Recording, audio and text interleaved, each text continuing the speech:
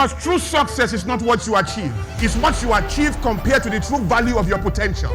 True success is not what you do. It's what you do compared to what you could have done. So what you know is what you have studied. There's so much on that route you and I will never know except you are intentional about knowing it. That also tells you that you cannot find what you are not deliberately looking for. You will walk past it every day. You won't find it. Use does not establish expertise. Just because you've used the route 100 times does not give you monopoly of the knowledge of the route. What you still know on that route is what you are choosing to know. You want a car, you will see a million cars, you won't feel anything. You want a red Mercedes-Benz, all day you will see red Mercedes-Benz. The difference is your intentionality, bringing everything into your zone and saying it's available. If everybody is wise, wisdom will be common without right.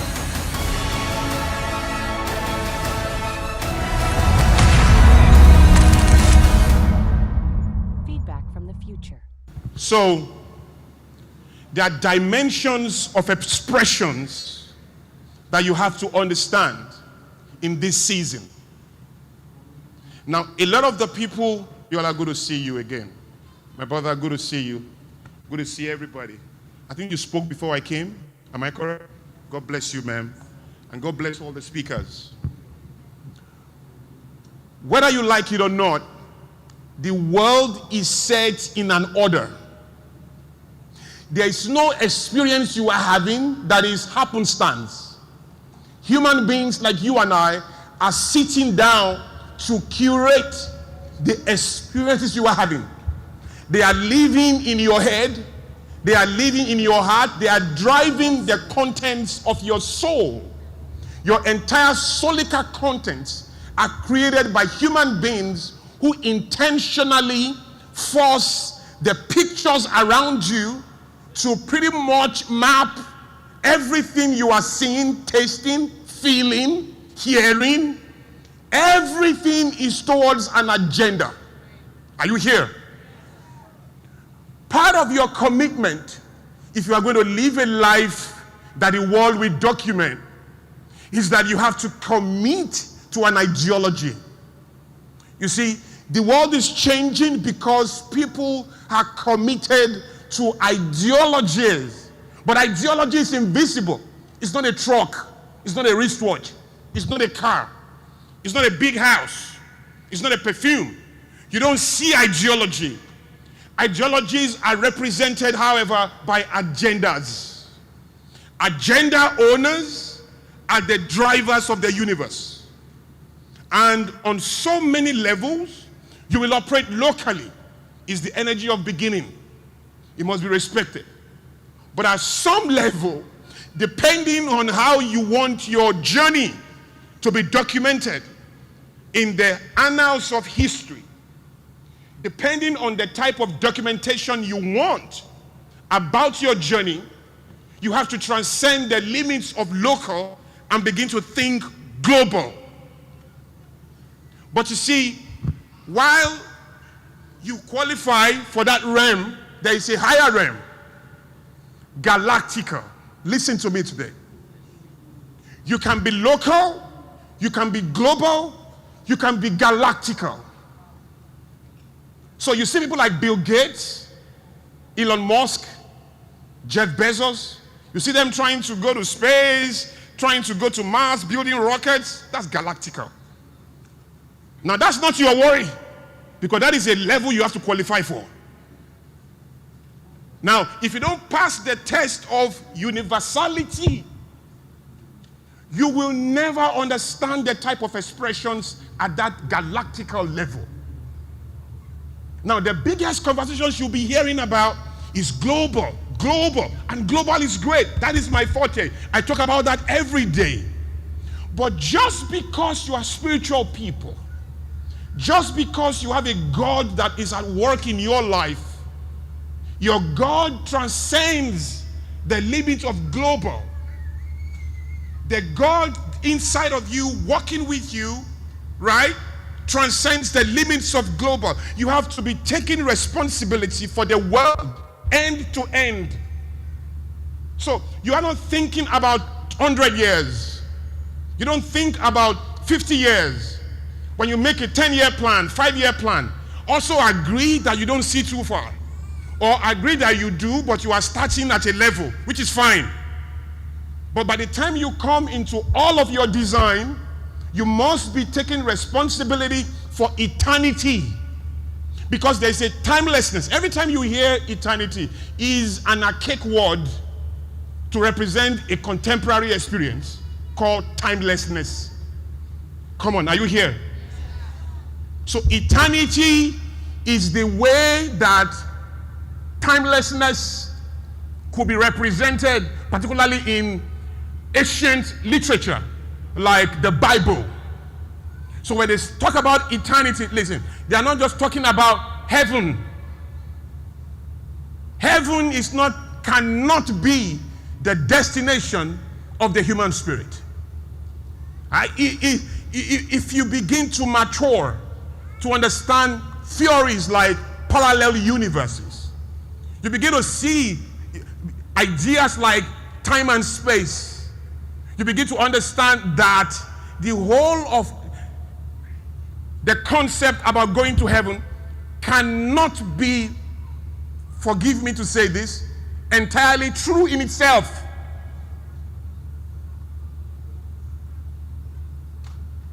Let it be done on earth as it is in heaven.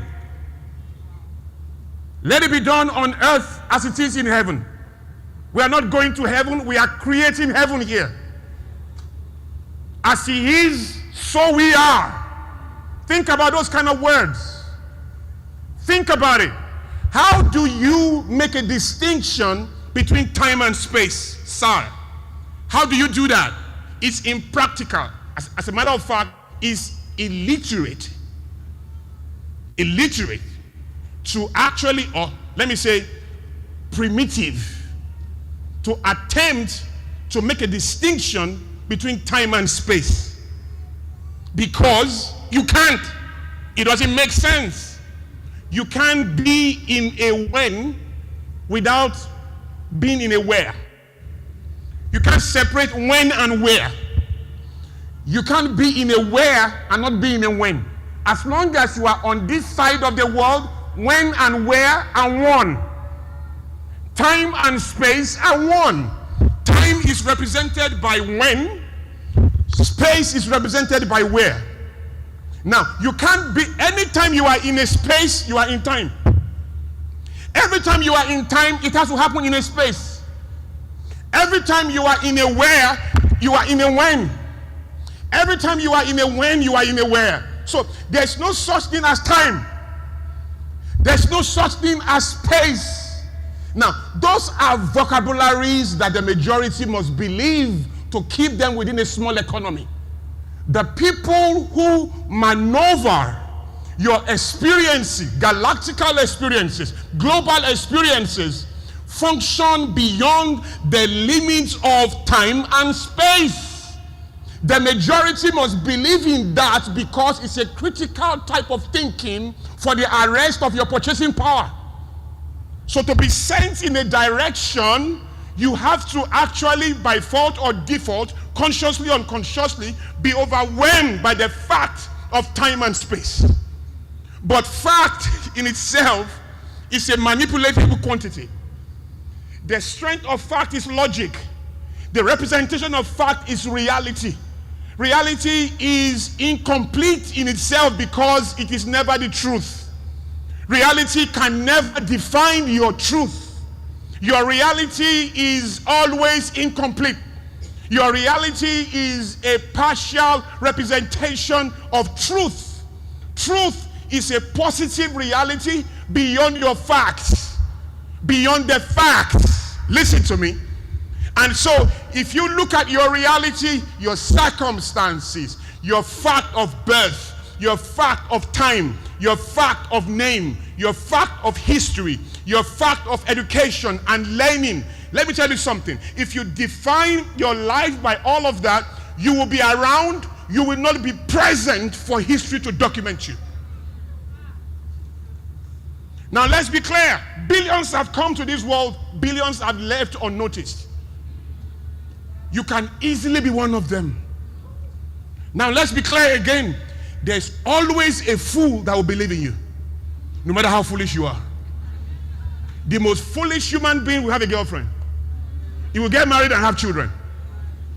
So, attraction does not confer legitimacy. Because at any level of expression as a human being, there's always a critical constituency that will recognize your content as enough for their own peace, even if it's foolish. That is why Bin Laden can have followers. Adolf Hitler had followers. Fools have followers. Somebody told me I'm popular. I said, onto what? If 5 billion fools say nobody is wise but you, you will be depressed, won't you? If 1 million lunatics, 1 million say there's nobody normal but you, will you testify? Will you go and I'm testifying? Because you will have been the king of fools and the leader of who? Of lunatics. And so you don't get moved by popularity. I mentor very popular people. Very popular people. Actors, entrepreneurs, politicians, across the world with different languages. I move across the world. I've seen wisdom. I've seen decorated foolishness. I've seen confident ignorance. I've seen arrogant, blind assertiveness. I've seen rich fools. Please, you can be rich and be a fool. Don't let people fool you. The idea that you have to be wise to have money, no. There is a wisdom that produces money. It doesn't make you a wise person. A foolish person takes wise actions. A wise person takes foolish actions. When they say somebody is wise, it's because he has a reputation for taking wise actions. He also acts foolish once in a while. But because he acts wise more often than not, he has a reputation for wisdom, so they call him a wise person. He doesn't mean he doesn't act foolish. When they say somebody is a foolish person, he also acts wise. But he acts wise occasionally and acts foolish most of the time. So he has a reputation for foolishness. It's not that he doesn't act wise. So once you see those kind of elements and blocks of expression, what you do is to pause and consider that everything you see labeled, approved, celebrated, are all within narratives that you need to interpret. Your reality is, do you know we are static right now? But even right now that you think you are static, you are actually spinning. Because the whole world is actually spinning. But your reality says you are static. But the truth is that you are not static. You see what I'm saying? You stay in a car that is driving at 200 kilometers per hour. You are hysterical. You are going crazy. Slow down. You are grabbing the guy. Don't stop. It's too fast. Just 200 kilometers per hour. Then you sit in a plane that is moving at God knows how many times faster than that car. You look out of their window and you are convinced that the plane is not even moving. It's moving so fast. So fast that it's going to travel from Lagos to New York in 11 hours. That is, if somebody starts driving to Abuja now, and somebody takes over, start flying to New York, both of them start moving from Lagos. One is driving to Abuja. The other one is driving to New York. The guy will fly to New York first, despite the distance covered, because he's in a machine that is so fast beyond what a car can ever perform. Yet, you are hysterical in a fast car. You are as calm as anything in the fastest plane. Because your reality has been arrested. The gravity that defines that old science has been arrested through a transferable, acceptable format that keeps you calm. But the truth is, if you can actually see how fast the plane is moving, you will have jumped out before you realize it's suicide. You will want to leave that plane so fast that you will kill yourself. That is how untrue reality is. So you can't sit in reality. You can't trust reality. So you can now understand the legitimacy of faith. So when the Bible is talking about faith, God is not just making demands. It's the only way you can be fully manifested and exercised on a world that in itself is managed by incomplete reality. So that when you have no money in your pocket, He doesn't define your state. Faith allows you to move beyond that reality and understand that there are possibilities that transcend the limits of your facts and your logic. That is the legitimacy of faith. Faith is not kindness towards you. Faith is not to assist you. Faith is the currency of exchange at the highest level. You know, there's somebody I know. I told him, I said, you know, if you continue your life like this, you will never exercise faith. You were born into wealth. That has cut off some dimension of faith out of your life. Just because of the blessing of noble birth. Your father is a billionaire. Your mom is a billionaire. Everybody around you are billionaires, your uncles, your cousins. You will never be poor. You have no idea how much faith has left. And I told him, as you continue, you know, you just realize that except you get sick or you catch a bigger vision, maybe to build a city in Mars, that's when you will need faith. Otherwise, anything in your head, your father has done it, your grandfather did it, your mom has done it in her business. You are going to be so insulated into a format of weakness, right, that will get popular attention. Everybody around you, smaller minds than you, will celebrate you, but the character of your destiny will question you. Because true success is not what you achieve. It's what you achieve compared to the true value of your potential. True success is not what you do. It's what you do compared to what you could have done. So when we sit down to look at the deposits that define you as a human being, you have the capacity to be the Secretary General of the United Nations. But you're already governor of Lagos State, and you have all the money and all the attention of Nigerians, and then you are so popular, you have a lot of money, and then by popular standard and the weakness of those who observe you, you have done all that you should do. They celebrate you, you are enviable, they want your kind of status, and everybody wants to lock into your type of life. You are so content to have been governor of Lagos State, but by your true potential, maybe you could have moved on from Lagos State governor to become a senator of the Federal Republic, to move on to become the president of Nigeria, to move on to become the AU chairman, to move on to become the UN SecGen, and then to crown it with a Nobel Prize. And all of that are still ahead of you, but governor of Lagos State can bring a contentment in your life that unlocks the celebration of the majority, but by the true value of your potential, your destiny is questioning you. Are you here? So, mentors can limit you.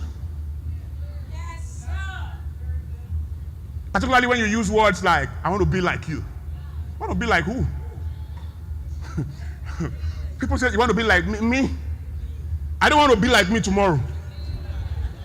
I'm disrupting myself all day. And you want to be like me? You know, somebody said, you know, we were in a meeting. It wasn't a meeting. It was a lounge. We were all having fun. And this guy was talking so big of how he's helping people.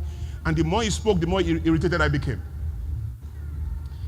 And I got the courage and I said, hello, what have you done though? Who are you in the world?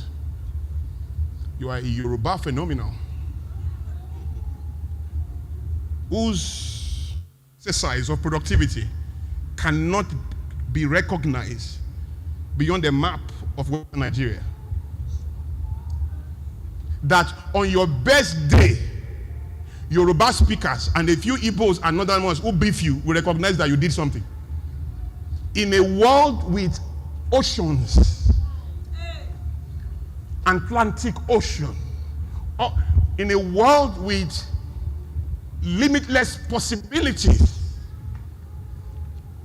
let me disturb you a bit. You know, Obafemi Awolowo, with due respect, we are from the same state. We are from the same town. We are from Ikene, a man I have tremendous respect for. I believe by his potential, He has enough to stand side by side Mahatma Gandhi, people like Nelson Mandela. But I think he was Yoruba to a fault. I think he carried the Yoruba nation so massively, he forgot the world. And today he is well documented in Western Nigeria, not in the universe. Come on now. Am I talking to you? I don't want to be like him. No. No. I recognize what he has done. I celebrate him. But who is he? When red carpet laid down for you is determined by geography, you are not on ground yet. If you get a red carpet in Lagos and zero carpet in New York, you are not on the carpet. And I always tell people, at every point in time, you are designed for the table. Once you are not on the table, somebody said you are on the menu. And I said, once you are not on the table, yes, you are on the menu, but quite frankly, you are either Lazarus or a dog. Because those are the two things under the table. You see in the Bible, a guy called Lazarus was a beggar filled with sauce. We've praised the guy for years. I think he's a blind man with eyes. He sat under that place with enough capacity to save the rich man. He sat under the table of the rich man. Go read the scriptures again. Thank you so much, ma'am. He sat under the table of the rich man. The Bible says, desiring to have crumbs that fell from the table. His desire was the crumbs. Somebody said, oh, he's poor. I said, no, he got all he wanted. All he wanted was crumbs. Those were his desires. And the desires of a righteous man will not be cut short. His desire was to have crumbs. He got it. Crumbs all his life. When they both passed and they got to heaven, we discovered Lazarus' true potential. When he was under the table, we thought he was a beggar. When we got to heaven, we saw he was a savior. They said, send down Lazarus to go tell them. He said, no. So Lazarus had the words and everything to change the rich man. He was content with crumbs from the table of the rich man. And the Bible said dogs licked his. So we know the population, those under the table. The economy under the table is filled with either dogs or beggars. So once you are not on the table, you are either Lazarus or you are a dog. Hello? And nobody lights a candle and put it under the table. Where do you put it? On the table. So your light, somebody said, I'm the light of the world. I said, well, it's not enough to say who you are. It's only enough to show and demonstrate who you are. That's the problem with the Christians in the marketplace. They think talking about who they are is the element. Let me tell you something. Having counseled, mentored a few billionaires in my journey, and I still do. If you meet a billionaire and you preach to him, you are a fool. You can't preach to a billionaire. If you want to preach to a billionaire, you have to be one. If you're not a billionaire, you humble yourself and shut up. How do you get the attention of a billionaire? You manifest. Your manifestation will unlock his humility. That's it. His humility will unlock his curiosity to pursue your source. Your source is a light inside of you don't shout on, because you don't have material representation of that light yet. Once you are not a billionaire, it means there is no material representation of a value inside of you that is bigger than trillions. But that value is intangible. It has no material representation. Therefore, you can't meet a king and say, you know, God, you want. If you meet Bill Gates tomorrow, and I've asked a lot of my pastor friends this question. If you meet Bill Gates tomorrow, how do you preach to him? What are you going to say? This is your year. No, seriously. No, seriously. What are you going to say? You know, when people say those things, I hear them in conferences, they are talking, I just keep quiet. That I know they've not experienced it. They've not sat before a real king before. That's why they are talking this nonsense. If you sat if you sit before a king, you'll be busy collecting autographs. Before you remember that you are a Christian.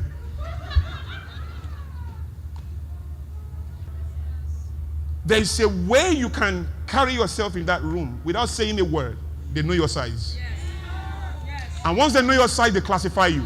It's not arrogance. It's default. It's like if you call someone and you use sir on the phone more than 3 times, you are a slave.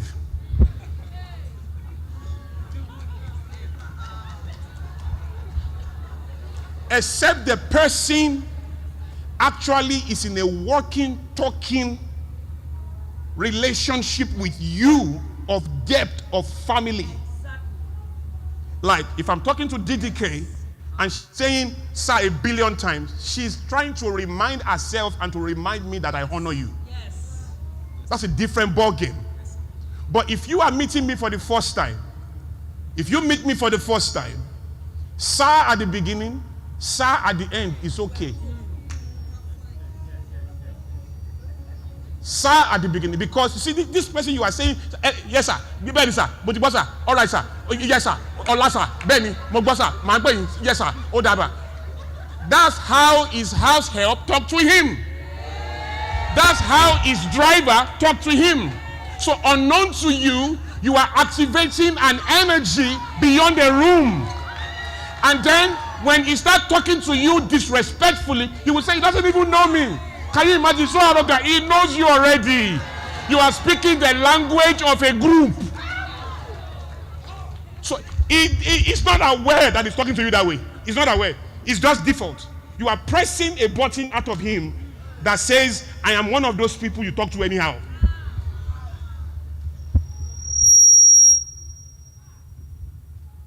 Yes, sir. Yes, sir. All right, sir. Yesterday, sir. I'll call you, sir. You will earn it. I don't dash it. Hello? Come on now. Am I talking to you? Did I say I'm going to give you counsel and advice? Deployable. You start using this one from tonight.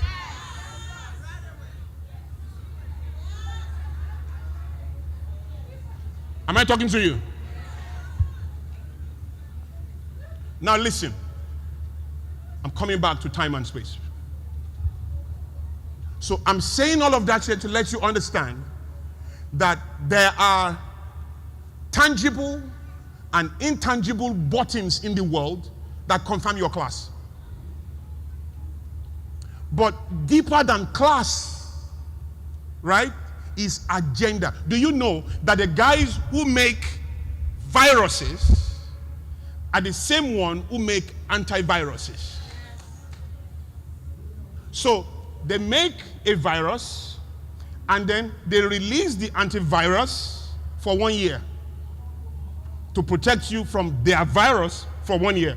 After 1 year, they will release another virus that that last year's antivirus cannot catch. Do you know the people who make pencil are the ones who make eraser? These are languages. I always say to people, there are languages beyond tongue that you must be hearing. So that is a model for you to know that pencil and eraser exist in the same context by the same manufacturer, and so everything being written can be erased. The power you want to have is that I got the power to write. That's not the power you want to have. You want to have the power to write and to erase. That's part of what makes God God. And when you say you are made in his image and in his likeness, such powers will gravitate towards you to make and unmake. You don't understand. When you are a businessman and the FBI, the CIA, Pentagon, NASA, Hollywood are talking to you, you are galactical. You are not just making money anymore. You are now part of the culture shaping equation. So you see a lot of people want to make money. You are not the ones in this room. Please don't get it twisted. DDK is not calling you to come and succeed. Fools succeed. There are so many people. You don't need all the depth she's sharing just to succeed. Success is not that complex. You don't understand what I'm saying? Somebody said, you know, this year, I said, is that why you are listening to me? I said, so that's all these things. This is what you dimension into.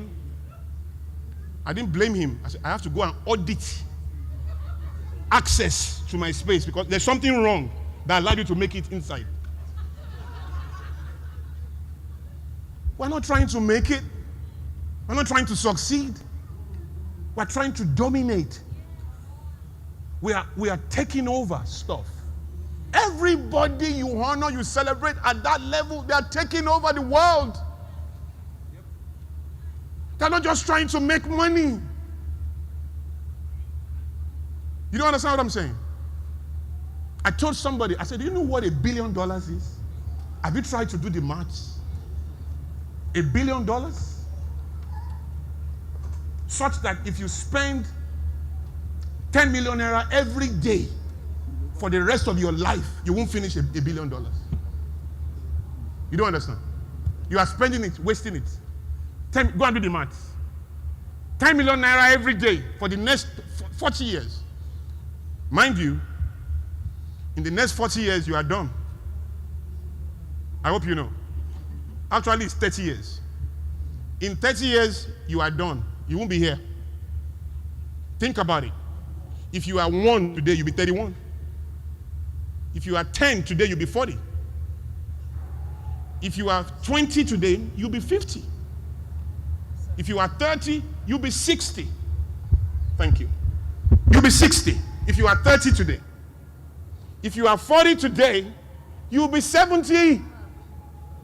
If you are 50, something like me, you'll be 80 something. If you are 60, to be kind to you, we'll say you'll be 90. Because really, you probably won't be here. How many 90-year-olds do you know? And if you are 70, with all humility, you'll be dead. And if you are not dead, you will be around, but you will not be participating. At 100 years old, you can't be participating. Are we on the same page? So everybody in this room, you are in one of these 3 places in the next 30 years. It's either you are a full-blown adult, full-blown, no excuse for any of your mistakes again. No, zero excuse. Maturity, part of maturity is the ability to reduce your error rate. See what I'm saying? People go to jail because they are not mature. People do all kinds of things because they are not adults yet, though they may be 55. You see what I'm saying? Stay with me.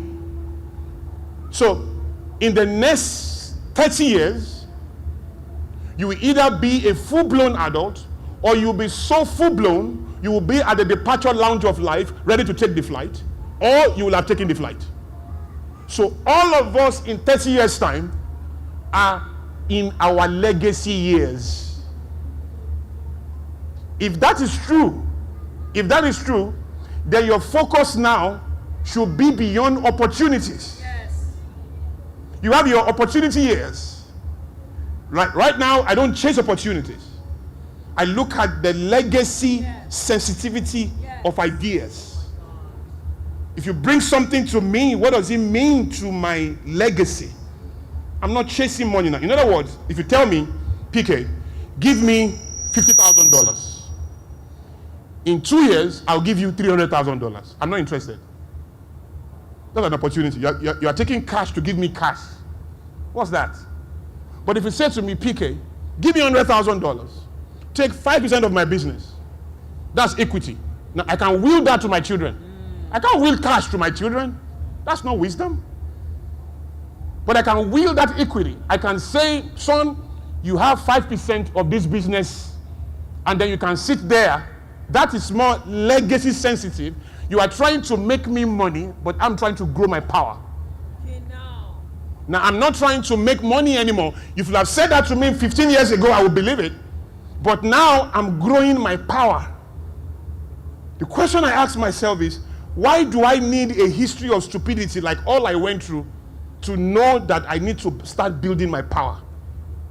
The difference between you and those guys who built Google and those guys who built Microsoft and those young men who are walking and turning around the world, the difference between them and I was that I needed a history of foolishness to learn the lessons of wisdom to begin to focus on legacy.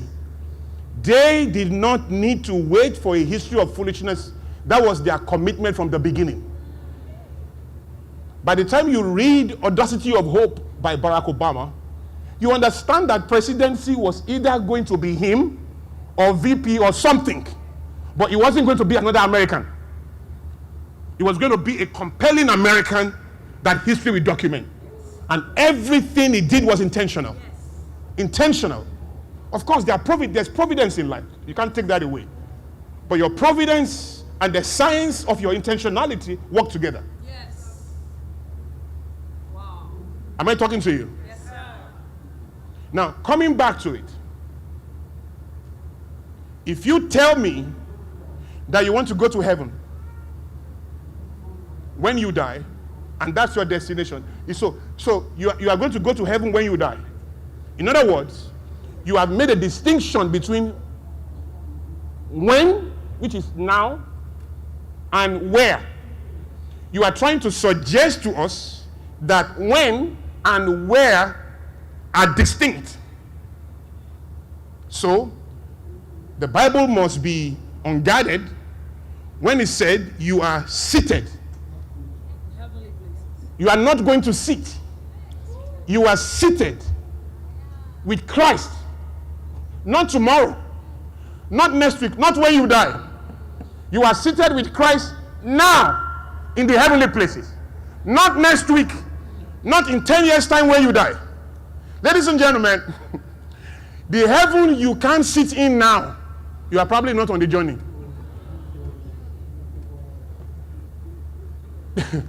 How do I break this down for you? To understand that you are living in a parallel universe. You see, when Jesus was here, are you all listening to me? Yes. When Jesus was here, Jesus was Son of Man, Son of God, God at the same time. Please, that's not the reserve of Jesus. That was a context for you to walk in. Yes. You are made in his image and in his likeness. You too have to be able to be here, there, and back there at the same time. Yesterday, today, and forever is the heritage of the human spirit. Listen, demons have no special power.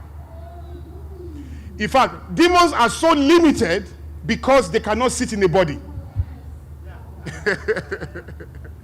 Because there is a completion in the management and leadership of the earth that cannot be executed as a spirit alone. Yes. So when God was ready for the final redemption of the universe, he knew staying as a spirit cannot deliver it. He had to come and step into a human body to manifest it. Why are demons trying to possess the human body? The same reason why the Holy Ghost had to live inside of you, indwelling, is why demons have to possess human beings, possession. Living inside of you with permission is indwelling. Living inside of you with that permission is possession. But both the devil and God know that the spirit realm is limited without the human body. For a body you have prepared for me, oh God. Because if the body of heaven cannot stay in the human body, it is limited on planet Earth. Your body is a massive advantage. You don't understand what I'm saying? is an incredible real estate that demons can do nothing about except they come to have one. When Africans say that the devil is doing this to you, the devil is doing that to you, I laugh. Are you aware that if I tell God now, God, I'm going to hell, there's nothing you can do about it? I hope you're aware. Do you know, if I tell God, God, I know you love me, you want me to go to heaven, I'm not going anywhere. I'm going to go to hell. God will continue to try. But as long as that is my will, you see, you don't understand. When you are made in God's, you know, when you want to be like God, you are thinking of the fruit of the Spirit. The fruit of the Spirit does not capture all that God is. It captures the character of the Spirit of God. There are dimensions of manifestation of the Spirit of God that are not captured and cannot be captured. That's like saying because you are gentle, you are the controller of the world. Because you are gentle cannot make you the richest man in Nigeria. Because gentleness is not an independent variable. It's a dependent one. If all you have is gentleness, you have nothing else, you are going to be so poor, you won't believe it. You just can't say, I go to the bank. Say, are you the bank manager? Listen, I'm very gentle. I've been gentle for a very long time. You see, so for today, let's just have $5,000. They'll jail you. They'll jail you, quite frankly. You just can't be gentle. You have to add to your gentleness superior thinking, diligence, hard work. Does that sound like scripture? Add to your faith, persevere. To this, add that. To this, add that. To this, add that. And the final one they said is, and to that had hope. For hope maketh not ashamed. Because some people now want to pick only that hope. I say hope maketh not ashamed. No, they've added many things to it. If you hold on to only hope alone as an independent variable, you'll be ashamed. You have to add many things because hope is a tool of performance. It does not perform. It doesn't perform. It's a tool. Let me tell you something. Hammer for a carpenter is a tool of performance. It does not perform. You don't buy a hammer and go and share testimony. You know, somebody printed a business card, letterhead, and he called me and said, PK, I want to share a testimony with you. I said, what? He said, check your phone, check your phone. I checked my phone. I saw business card, letterhead. I said, what? I don't understand. What's the testimony? It's done. I said, it's done? I said, okay, I understand. I understand. You are a child that has been given sweet. You celebrate it as a destination. Sadly. I said, but let me wake you up. Business card is nothing. It's the hands you put it into. I love my friend. My friend said, business class, luxury. Let me tell you. I know what he's trying to say. He's trying to say, be modest, don't waste, be focused, and think big. That is very necessary. But luxury is also strategy. And let me let you know, luxury is not poverty. You will hear things like, you know, I live in Dallas. I hear Nigerians talk. You know, Nigerians don't live abroad. Nigerians don't live abroad. They live in Nigeria inside abroad. Nigerians live in Nigeria inside America. They live in Nigeria inside London. They live in Nigeria inside their host country. So you will hear things like, a white man doesn't care what you wear. A white man doesn't care whether you wear a Gucci shoe. He doesn't care. He doesn't care what you drive. Once they start talking like that, know their level. Their level is that they are okay. They have a good job. They're doing a small business. They've bought a few houses. And they feel very cool because of the deposit of darkness and ignorance in their space. So they are one-eyed kings in the land of the blind. They are living in a small village. They have forgotten that cities and mega cities exist. They now drive their own reality by the character of their village. And they speak from there. So when they say, I said to somebody, I said, Ceruti was 1881. You were slaves then. It wasn't designed for you. When Ceruti started, you were slaves. Who was buying it? You think they designed it for you? They designed it for white people. It was white people who were buying Ceruti. It wasn't you. Polo Ralph Lauren did not have a black model until 1980 something. Who do you think was wearing it all this while? Who were they saying all this while? White people. When Mercedes-Benz started, you were still slaves. They didn't design Mercedes-Benz for you. They didn't have you in mind. Come on, am I talking to you? You were not in the equation. So who did they design it for? White people, their own kind. So now when you tell me what people don't see, they don't see but they made it. They don't see and they say that there are people to buy it. Let me tell you what is happening. You work in Walmart. You will never see the owners of Walmart in Walmart. But that's where you work. Whether back room or front row, I don't care. That's where you work. You say, oh yeah, you work in Amazon. And they take what do you want? Work Microsoft. You don't see the owners. You don't see the guys who run the things. You don't see the guys at the C-suite level. When you see them, you will see the bags there. You will see the shoes there. Just admit that you don't understand the economy, and we forgive you. But to say that those who are wearing it are fools, no, you are not getting it. Those who are wearing it without priority are the fools. Listen to me. You think that $10,000 watch is nothing, is so expensive. There's something called wealth index. There's something called wealth index. And $10,000 means different figure in our different wealth indexes. In my wealth index, $10,000 can be 5 naira. In your wealth index, $10,000 can be 1 naira. In your wealth index, $10,000 can be $1 billion. In your own wealth index, $10,000 can be $500 million. But to Bill Gates or to the owner of LVMH, $10,000 could be like $2. So to you, when he's buying $10,000, he's spending $10,000. No, in his wealth index, he's spending $2.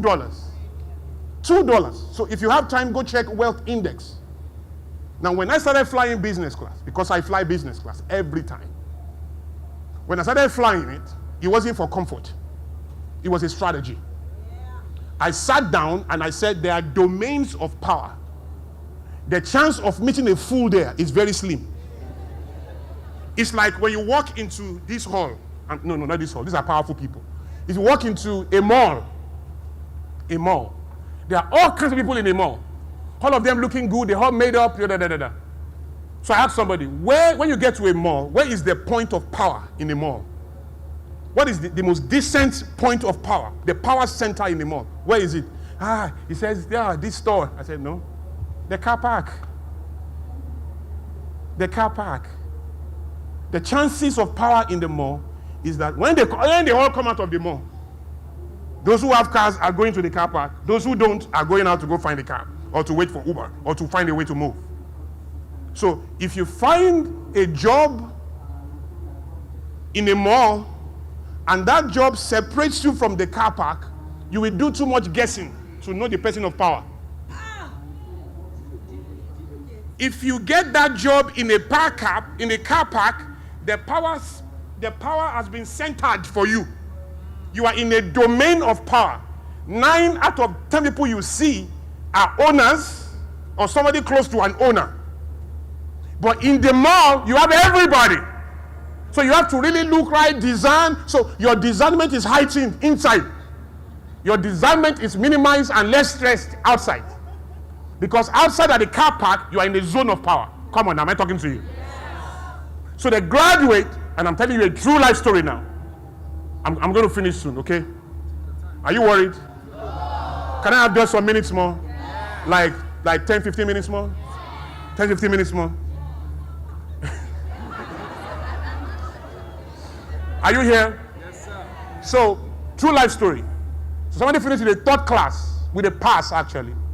I finished with a third class, but he finished with a pass. And he was going to get a job. The first job he got, he had made up his mind, any job I find, I'm going to take it. I don't care where, I don't care what. The first job he got was security guard in a fast food restaurant. He took it. Graduate. Then, security guard, he had to be at the door, and he had to park people. Then, This was maybe 20-something years ago. I told him, the car park is not an ordinary place. Open your eyes and open your mind.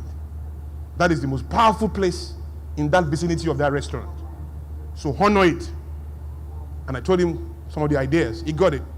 When he's going to work in the morning, true life story, he prints about 10, 15 CVs. He goes to the car park, manifests at the highest level. Well-dressed, perfume, speaks at the highest level. Good afternoon, ma'am. Sorry, can I help you with that? Park this is how your car is. Can you move this way? When it's done, I'm a graduate, man. Park your car here. Can you, man? Can you do it? I'm a graduate, man. Can you? No, that's not it. Can I help you? Yes. All right. Yeah. Can I help you with your bag? When it's done, I'm a graduate, man. And every day, for only 2 weeks, he was sharing 10, 15 CVs every day. It didn't take 2 weeks. He got 4 jobs from that place. 4. Now, this guy has so done well, he is an executive in one of the biggest banks in the world today. I kid you not. One of the biggest banks. That's how he started. Because he could see the difference in places. The same park, somebody can look and say useless. Somebody said no, there's treasure in eating vessels. There are treasures in environments and in moments. There's power here. And then he invested in that power and conducted himself rightly in that power, and the environment manifested. You see, your rewards are locked as codes around you. Now listen to me now. They are locked as codes. Your intentionality centers everything into your zone.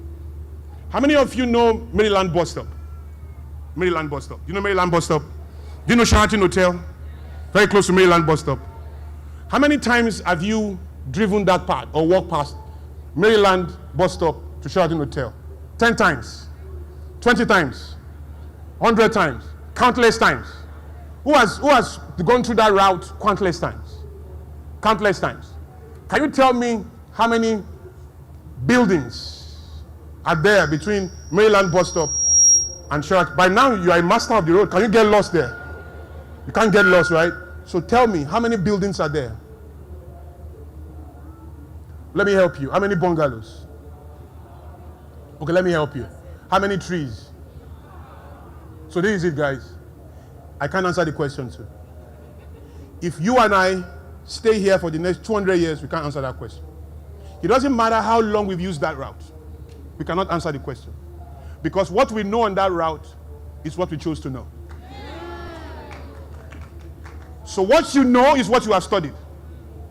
There's so much on that route you and I will never know except we are intentional about knowing it. That also tells you that you cannot find what you are not deliberately looking for. You will walk past it every day. You won't find it. And then number 2, use does not establish expertise.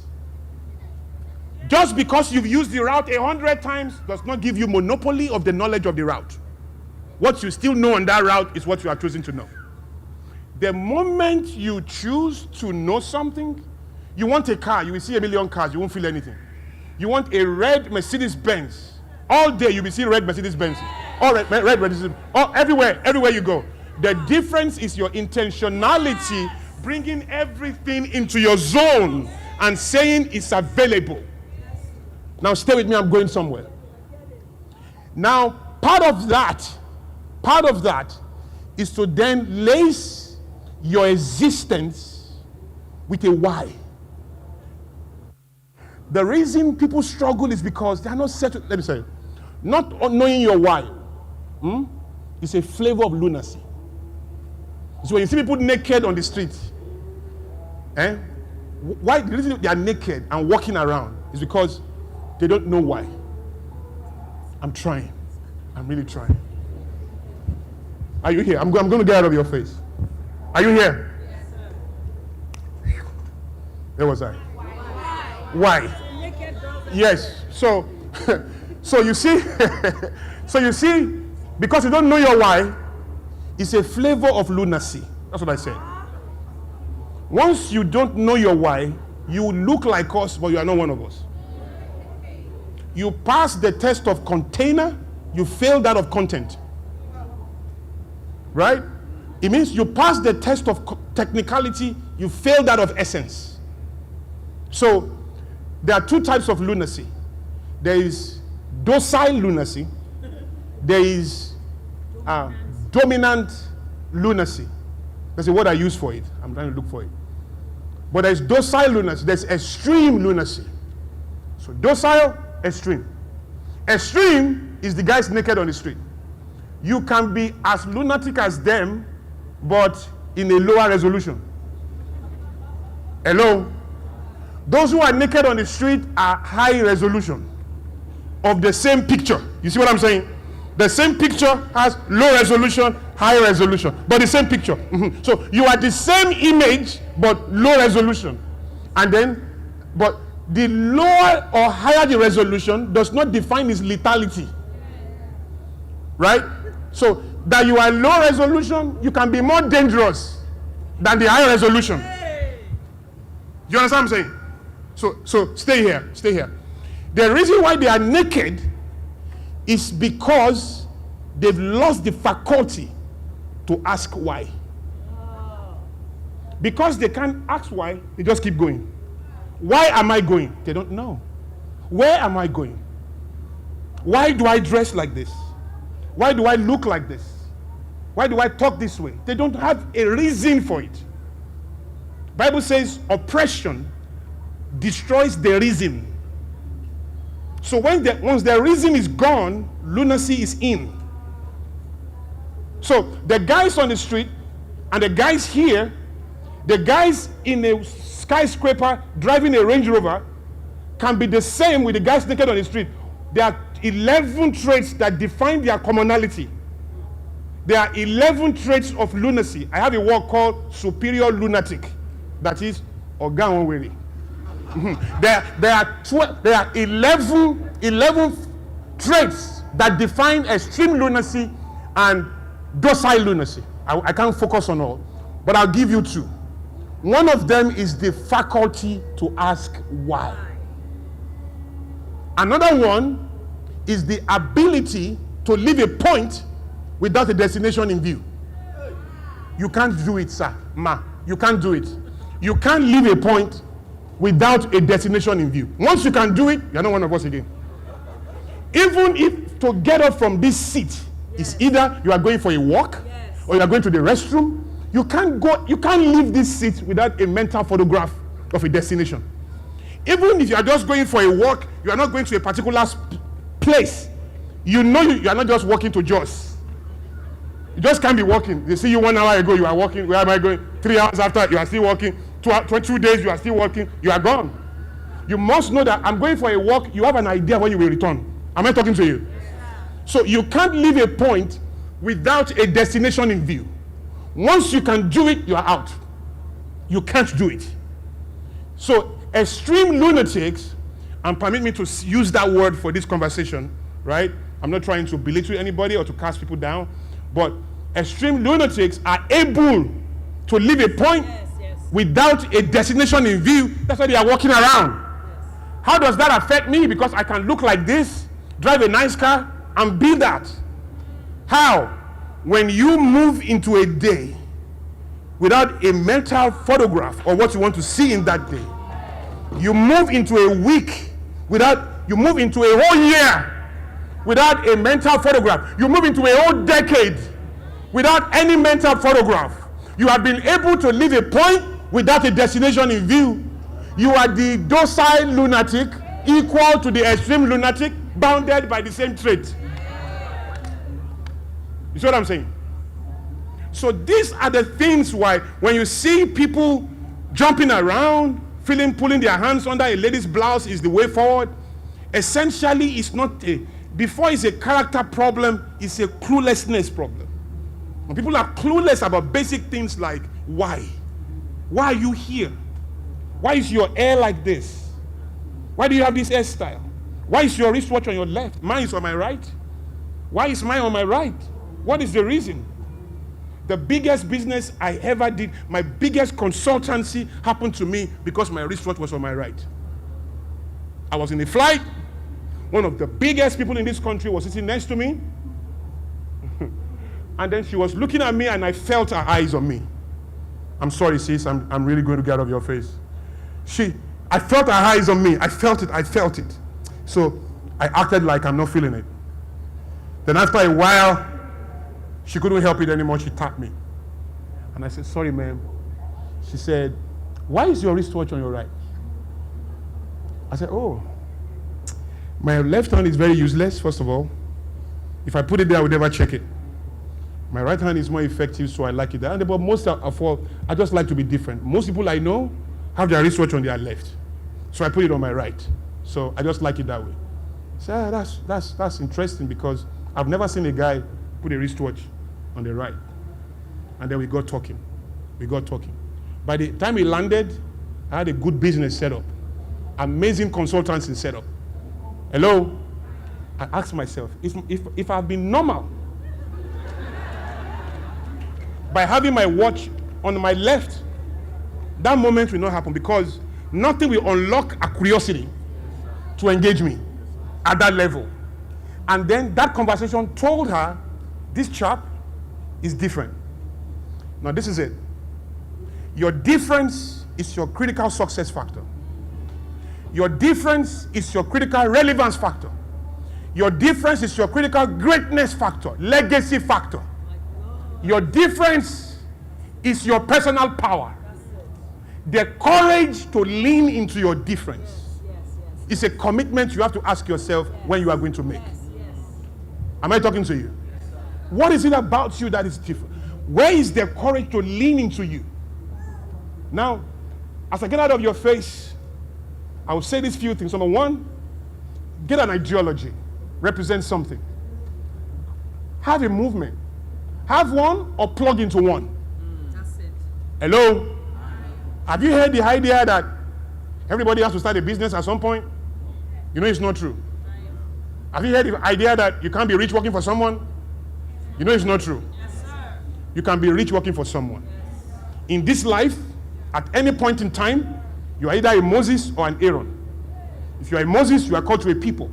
If you are an Aaron, you are called to a Moses. Yes, sir. Now, most people, the flesh is more aligned with the Mosaic role. The Aaronic role requires a level of humility that you may never walk in. And at times, some people will never stand in their Mosaic role except they have the humility to pass through the Aaronic role. That's it. And some are Aarons forever. Some are only Aarons and they will be Aarons forever. And in that Aaronic role, they will be kings. They will be billionaires. They are all over Google. They are all over Microsoft. They are in different businesses. Aarons forever, kings forever. And some people will be Aarons and they will be Moses at the same time. I'm an Aaron, I'm also a Moses. I'm a Moses in the Olakunle Soriyan organization. I'm an Aaron in the Fountain of Life Church. Come on now. I'm an associate pastor in the Fountain of Life Church. I've been, I will be, I will forever be. Never going to start a church. It's not my calling to do. But I have my ministry, and it's not church. So you have to be able to, and then some people are Moses. So the freedom to understand where you are is key. Now this is it. To stand in a place, whatever that place is, once is a place of meaning at any point in time, the ability to stand in a why at any point in time is more superior to standing in your destiny, in your permanent destiny. Now this is controversial. Standing in a place of value at any point in time is by far more important than you waiting to find your place to stand in it in the name of praying about it, in the name of I'm finding my purpose. If you read the Bible 1 billion times, there's nowhere that said the clue to your destiny is what makes you smile, what makes you jump, what makes you, that's motivational speaking. The recommendation in scripture to finding your place is two. Number one, whatever your heart finds to do it. Not with a part of your mind, not with some of your mind, with all your might. Do it like that is all you've got. Because prevailing responsibility is the path to future meaning. And then he that is faithful in another man, then he will find his own. It was a question that Jesus asked. He said, show me a man. He said, he that is not faithful in that which is another man, who will give him his own? It was a question mark. Can I answer the question? What he's saying is, I don't know who will give him, but not me. I don't give guys their place when they cannot stand in the place of others. You see what I'm saying? These are the key. And so don't tell me you are in one room, want to go and pray for 7 months to find your purpose. Whatever you find is a journey. It's going to change. Hello? So whatever your hands finds to do, keep doing it. Stay in your missionary role under someone, and your visionary expression will appear on your own. You get the idea? You get the idea? Finally, and don't forget this. Don't forget this. Your gifting and your talents are very key. They are the only thing you will do that you will not need to qualify for. Anything you do outside those natural abilities, you are going to have to stress and hustle. You are not designed to hustle. Ease is your destiny.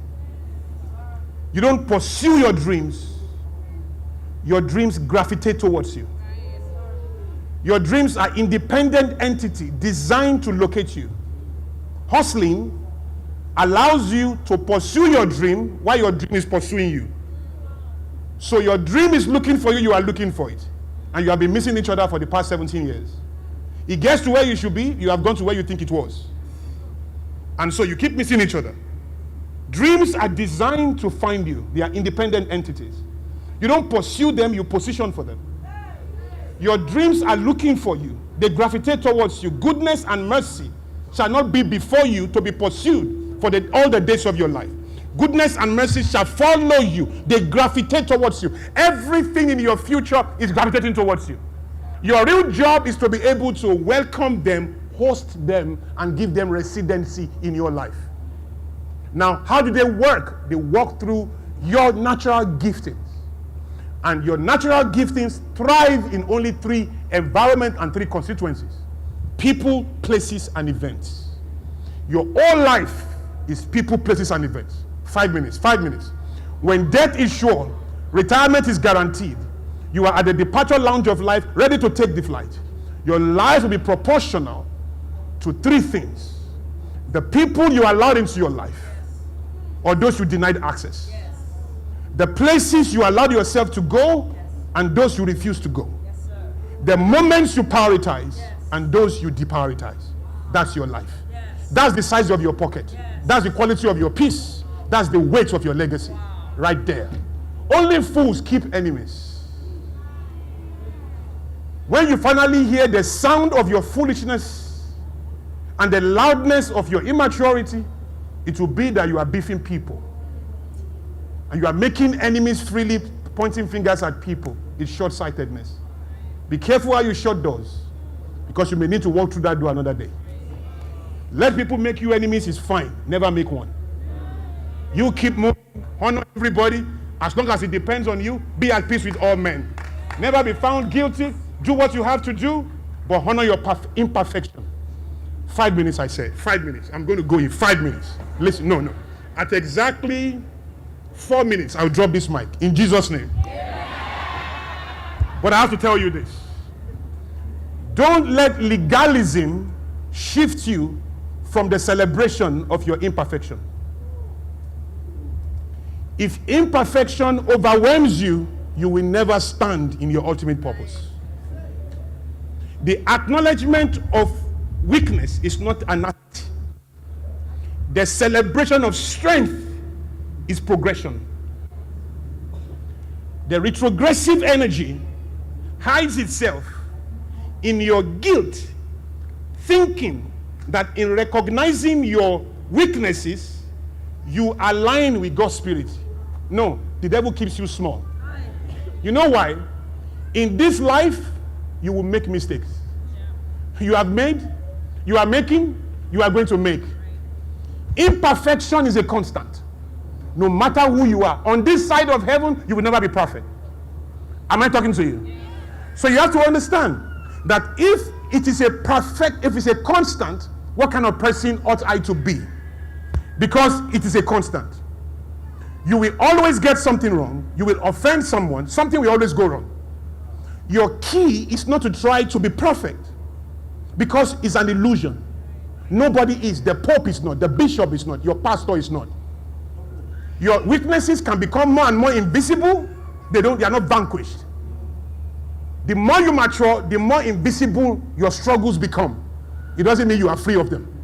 Come on now, am I talking to you?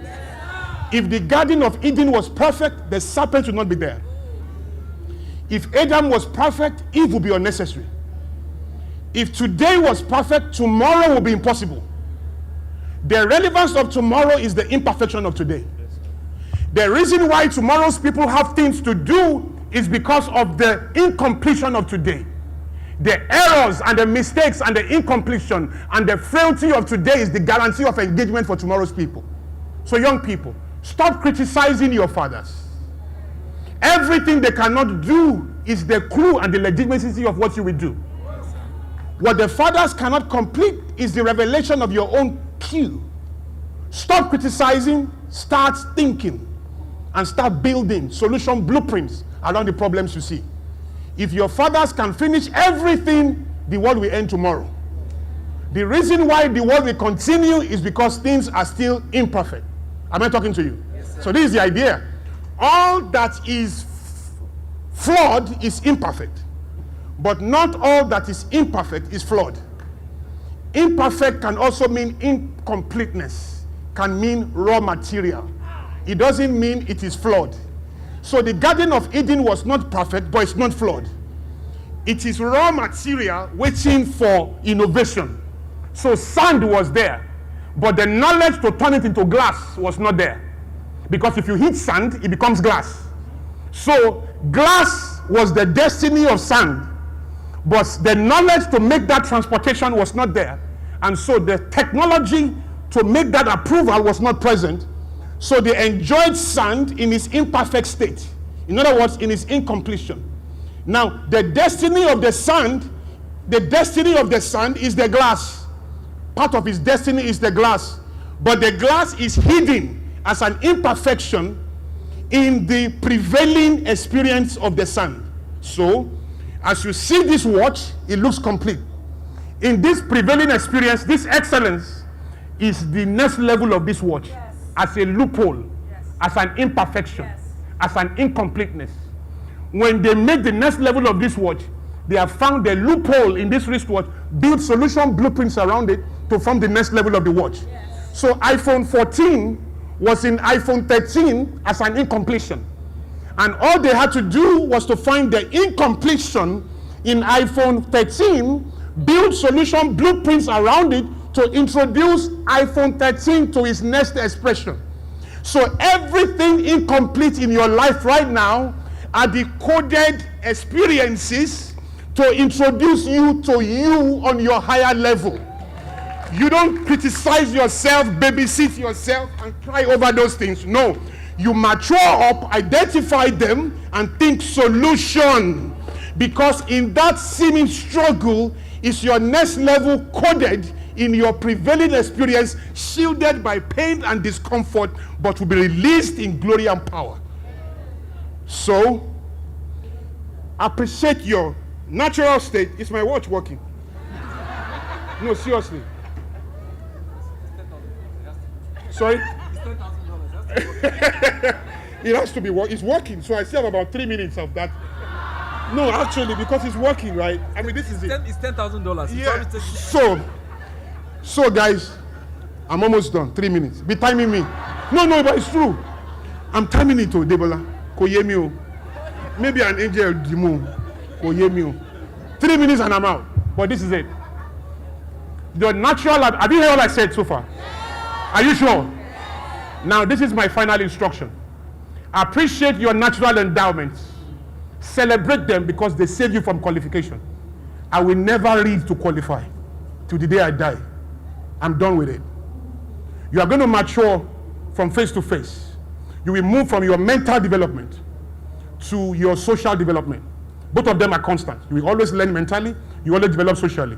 Mental development is academics and self-improvement. Academics must end at some point. Mental development, self-improvement will continue. Then you grow to social development. Social development is a combination of regular income every 30 days, relationships that can serve your cause. Hello? Relationships that can serve your cause. Regular income every 30 days. If both of them are not happening in your life, you are not developing socially. If one is happening, you are not developing socially. Both of them must be happening in your life for you to be developing socially. And it's a permanent experience. It never ends. So a lot of people are not developing at all because those two things are not happening in their life. But you have to then, as you hold on to those two, mental and social, you move into your missionary development. Your missionary development is a necessary phase to serve someone or an institution. You have to serve. In your service, which confirms your humanity, because lions don't serve, dogs don't serve, no species can serve but human beings. You're solving demonstrable human problems. Stay in that place. Then one day, your missionary expression is a decision. Your visionary expression is a revelation. Your missionary expression is a choice you have to make to serve. But when you are diligent there, then your visionary expression will appear. So stay in it. And at times, most people will graduate from missionary to visionary. For some people, they will combine missionary and visionary. And that is me. You see what I'm saying? So keep all of that in view and begin to qualify your natural abilities. How do you do that? Number one, move from gift and talent to skill. Trust me, this will end in 1 minute. Gift and talent to skill. What does gift and talent say? I have it. It's given to me. Skill say, I have it, but I've organized it. So skill is organized gift, organized talent. So you can organize events all your life. Naturally, you plan crusade, you plan parties. That is you. But the system cannot recognize and take your word. Self-referencing is not transferable in the culture. So it's not enough for you to say, I can do it. So though you can plan events all your life, naturally given by God, when you get a project management certification, you have converted your natural ability into a skill. You have put a natural ability in an organized format that the system can see, transfer, and reward. You see what I'm saying? So organize your natural abilities into a skill. Talent says, I have it. Skill says, I've organized it. Right? I can do it. But it's not enough. The future belongs to masters of their field. People who are kings and queens standing in their highest place of influence. To do that, you beat talent and gifting, you move to skill, you beat skill and move into competence. You spoke about competence. What is competence? Positively deployed skill. So, talent says, I have it. Skill says, I can do it. Competence says, I do it. I do it. I do it. So, in a soccer team, there can be 6 strikers. The one that will wear the jersey is the one that put the ball behind the net. That is the competent striker. They are all skillful. Anybody in the professional team is skillful. But the ones who wear the 11 who wear the jersey are the most competent ones. So you have to transcend the limits of skill into competence. But even competence cannot take the future. You now need to graduate from competence into expertise. What is expertise? Track record of competence. So, talent says, I have it. Skill says, I can do it. Competence says, I do it. Expertise says, I've done it time and time again and again. You see the future? Now let me tell you something. That's still not enough. To move to the level we are talking about, you have to transcend the limits of expertise to become authority. Authority. Now, as authority, you have not just done it across time and time again. You have done it time and time again in different sectors, and you are teaching it. And showing proof in the lives of other people. Now, at the time in Nigeria, we missed it. We thought mentorship was producing people who are like us. So if you are a speaker, you are producing speakers. You know, If you are a trainer, you're posing trainers. No. But I'm one of the, and I say this humbly, God showed me that don't reproduce you. Reproduce the science of you. So a lot of my protégés are not public speakers. They are entrepreneurs. They are innovators. They are poets. They are artists. They are drawing. But they are all over the world. Because I did not get busy trying to create another Olakunle Soriyan. Because you can't be greater than your master. And so I help people, and that is true help. What Dosile is trying to do is not to convert you into her, is to allow that unique experience inside of you to find his own tribe. Yes. That's the idea. So you are released into your own originality, right? The final level, and God will help you to find this book when it's out, because it's almost out. The final level you must now stand in to be the master of the future is to be an institution. So let's take it again. Talent, skill, competence, expertise, authority, institution. Rise to your feet, everybody. Can I pray? Can I pray? Can I pray? Can I pray? Debola, can I pray? Listen. Do you know that everything you have heard in this room from all the speakers and everything Debola have said, the goal of everything is not for you to learn. Right?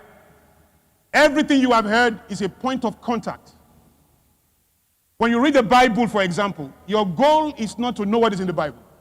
It's not a test of recall. The goal of studying the Bible is transformation, not recall. The goal of this experience is not recall. It's not to be able to say the goal of the go is in the go. The master of the movement is in the movement. That's wisdom keys. That's not the goal. Because you are in this room and you have contacted that experience that is talking about Elijah, you've contacted that experience, you have actually come into a more that is bigger than your logic. Now, night to night, from this night, we begin to pour forth knowledge into your life. Knowledge bigger than what you can study. When you know what you have studied, you are smart. When you know more than you have studied, you are in revelation. Academics has changed the world. Education has put it together. The next level of domination is from revelation. Walking, talking relationship with God at a dimension will show you ideas. You've not seen startups yet. There are startups that God is building now that the world is yet to even interpret at all. African startups are rising and speak to you by the Spirit of God. The funding of those startups are not coming from Silicon Valley.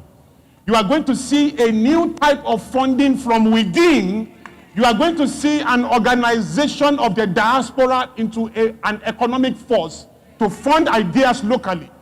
You are going to see a partnership at a level between the rise of the diaspora.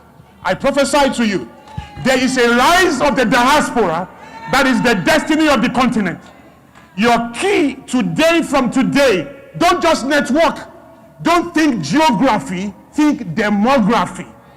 There's so much power in the world within your demography waiting to plug into the sanity that you understand. You will not miss it. You are coming into that wisdom right now. So receive it in Jesus' name. I don't care if you are a Muslim. I don't care if you are a Christian. I don't care if you are Buddhist. I don't care who you are. From today, a release into your ultimate destiny has begun. The truth resident in your future is now finding you. The next 90 days, 120 days, your eyes will open. Oh, listen. Your eyes will open not just to your future, but to your history. You are going to be connecting the dots between yesterday and tomorrow and interpreting them in your function today.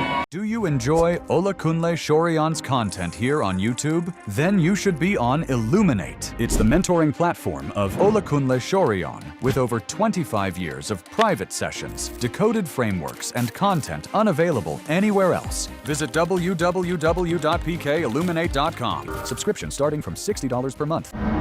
Feedback from the future.